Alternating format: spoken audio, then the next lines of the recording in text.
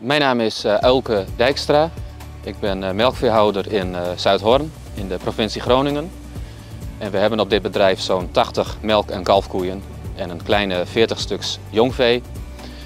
Ik woon hier op het bedrijf met mijn vrouw en onze 3 kinderen. Wij zijn hier in 2014 gaan wonen. Wij zijn de 3e generatie dat op dit bedrijf aan het werk is. Onze focus ligt heel erg op het voeren van een simpele bedrijfsvoering. Ik ben niet een boer die het beste uit de koeien per se wil halen. Als een koe zich goed voelt en wat minder melk geeft, vind ik het helemaal prima.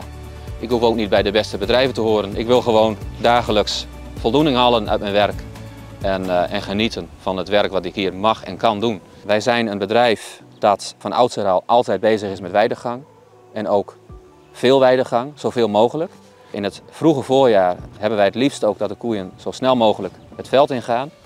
En dan kijken we niet naar gras, maar we kijken vooral naar de draagkracht. Als ze gewoon op de percelen kunnen zijn, dan mogen ze naar buiten. Gras of geen gras.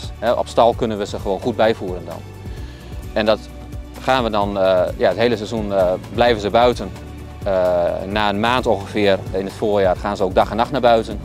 En dat houden we vol tot september, het liefst oktober. En soms nog zelfs begin november. Wij houden ervan dat ze de ruimte hebben, dat ze kunnen doen wat ze willen. Ja, en gras zelf halen is gewoon het allergoedkoopste voor een melkveehouder. Dit is onze VMS V300 van de Leval. Ik heb jarenlang gedacht dat een melkrobot niks zou zijn. We zijn een weidebedrijf. Past dat wel? Gaat dat wel? We zijn bij verschillende collega-boeren wezen kijken. Darling de Leval is ook bij ons geweest namens de Leval. En toen werd mijn interesse al veel groter in een melkrobot. We mogen in een zij-aan-zij melkstal op deze plaats. En uiteindelijk hebben we besloten, na heel veel overleg met de Leval, van waar gaan we de robot neerzetten. Nou, we willen heel graag toch de robot in een hoek van de stal hebben.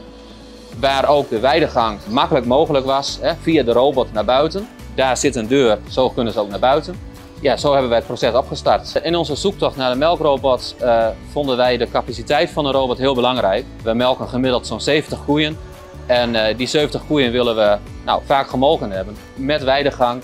En de Leval-robot, de V300, kan dat aan. We hebben ook voor deze robot gekozen vanwege de 3D-camera. Deze camera die ziet de spenen van de koeien. Met het inmelken hoefden we geen extra handelingen te doen. De camera regelde alles. Ook bij vaarzen die voor het eerst in de robot komen. Ik sta erbij en ik kijk ernaar en ze worden aangesloten. We hebben rondom onze boerderij een huiskavel van zo'n 50 hectare. Ons bedrijf staat er vrijwel middenin. En dat maakt het weiden met een robot ideaal. We weiden de koeien 's nachts op de percelen aan de achterkant van de boerderij. De koeien moeten dan het erf oversteken. Nou, daar ben je 's nachts zelf als boer niet. Dus de koeien hebben ruimte en tijd om het erf over te steken zonder dat we elkaar in de weg zitten.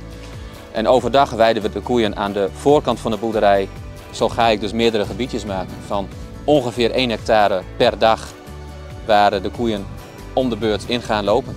Ik ben het meest trots dat het ons gelukt is met deze robot een heel stuk verandering teweeggebracht te hebben. Er is veel meer rust in de stal. De koeien zijn de baas, die bepalen wanneer ze gemolken worden. Er is veel meer rust bij mijzelf. Die vaste melktijden, dat was prima op zich. Maar door de robot ben ik veel flexibeler geworden qua tijdsindeling en dat is heerlijk. En ook de rust in het gezin. We kunnen gewoon 's avonds op tijd eten. Ik hoef niet na te eten. We kunnen met elkaar makkelijker overdag een keer weg of 's avonds vroeg. Het is allemaal mogelijk.